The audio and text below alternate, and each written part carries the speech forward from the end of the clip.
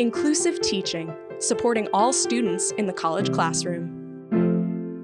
Why does diverse representation matter? When it comes to course content, diverse representation matters. The voices and perspectives that are included convey messages about who belongs within a field of study, who has legitimacy when speaking about certain subject matters, how knowledge is produced, and what knowledge matters. Incorporating more diverse voices in terms of primary sources, scholarly perspectives, and the chosen examples demonstrate to students that knowledge is produced and reproduced in a variety of contexts and cultures, and that there is value in that knowledge. Including student voices and perspectives in course content signals to students that they too have valuable contributions to make to the classroom and the discipline. Students' unique cultural and social backgrounds are central to the learning process. Think of it this way. Our background knowledge is like a tree where we hang all the different things that we learn on. And all of them are connected, kind of like trees in an orchard. If you kind of looked at the roots, they're all connected. So culture and social experience are not just trivial things. They are how we store and organize our knowledge. So instructors have to know how to tap into that schema. That's what it's called in neuroscience. And the idea of schema is really being able to connect the new learning to existing learning. That's how the brain learns. So instructors leveraging students' social and cultural background is going to actually accelerate learning. It's going to make the content stickier for students. So rather than just sprinkling in random mentions of Africa or Mexico or some other exotic place, really contextualize that learning so that the metaphors and the analogies that are relevant to the student actually allow the new content to stick and be absorbed and organized into the student schema. When students see themselves reflected in the curriculum, they're more likely to develop a strong sense of belonging and will therefore be more motivated to learn and improve in the course.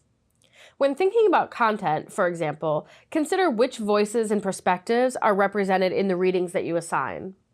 If most of the readings present dominant perspectives, find ways to open up the curriculum to include multiple perspectives, including ones that are usually marginalized. When bringing in diverse perspectives, be careful to avoid tokenizing marginalized perspectives by only including some here and there.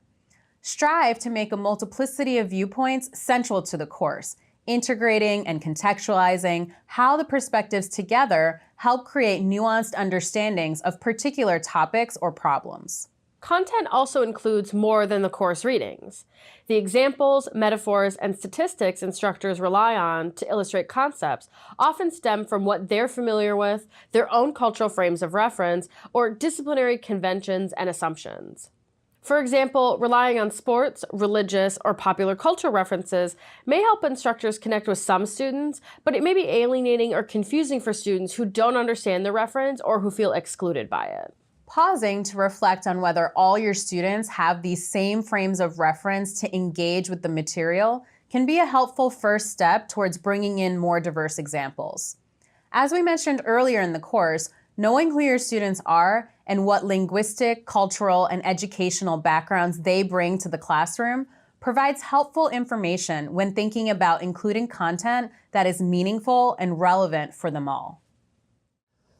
Metaphors are the vehicles used to communicate a concept from the point of discovery to the people who can stand to benefit or need to understand what that concept is. Metaphors play a really powerful role in how we communicate science. They have a social context. They have a context in terms of the time in which the metaphor was used. And so depending on when that happened, when the discovery happened and when the metaphor was applied, it can have a very, very different and interesting meaning. When people think about science communication, usually what they think about is how science is communicated in like a TV program or a town hall. But teaching in a classroom is science communication. That's very much as it is in a town hall.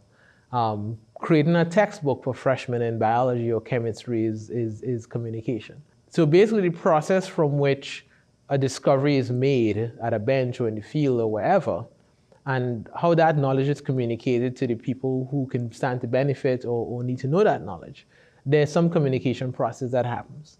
And in order for those concepts to be transmitted, metaphors are the vehicle, right, that allows that meaning to be widespread.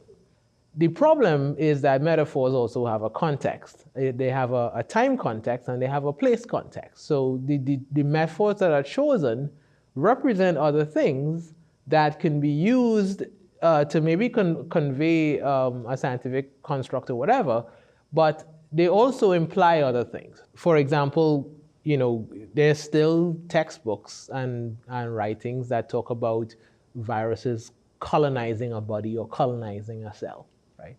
As you internationalize your classroom, and even if it's not an international classroom, I would argue, it is important that we be very mindful of the implications of using that word colonizing, right? And how it's, what it means in terms of its historical context and who suffered from that, and how world power has been reshaped from just the everything associated with that word. So there are other ways to describe the ways in which a virus makes its way through a human body or an organism that is maybe not as culturally insensitive as saying that it colonized.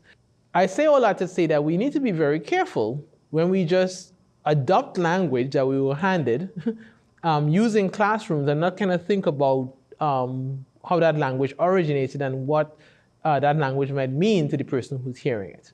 Another great example, and this is more recent, is how we think about genetics. And I think that example is really powerful for me because this is a really great space to teach students how, as the science evolves, so do the ways in which we communicate that science also evolve, right? So we've been doing this Mendelian genetics approach for decades, and there's good credence to that. But as we get a better understanding of the role of RNA, of the role of non-coding DNA, of how much of the traits that we have are actually Mendelian,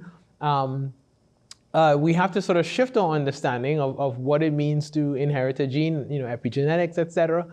And as some of my colleagues would argue, and I would agree with them, sometimes when you get into this kind of Punnett square view of genetics, you can cause students to develop very fixed mindsets about, this gene causes this gene causes that, and so therefore if you're black or if you're white or if you're any particular complexion, that's because there's this recipe, right, that made it, and that's the end of that.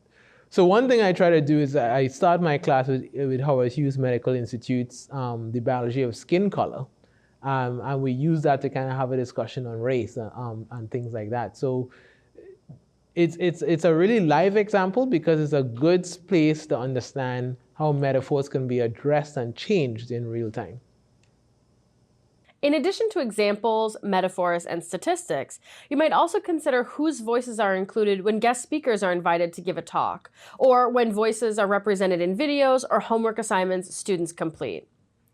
For students, representation matters both in terms of the content and the visibility of role models who come from similar backgrounds as they do. When students have the opportunity to see and hear from individuals who can serve as potential role models in their field of study, they're encouraged to follow the same path. In some disciplinary contexts or some classrooms, you might not be able to increase the diversity of voices from a content perspective.